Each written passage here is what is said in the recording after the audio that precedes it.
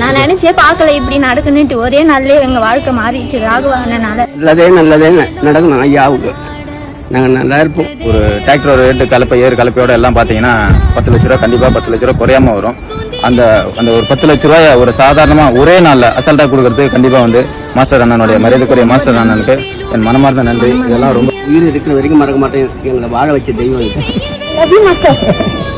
Thank you. I love you.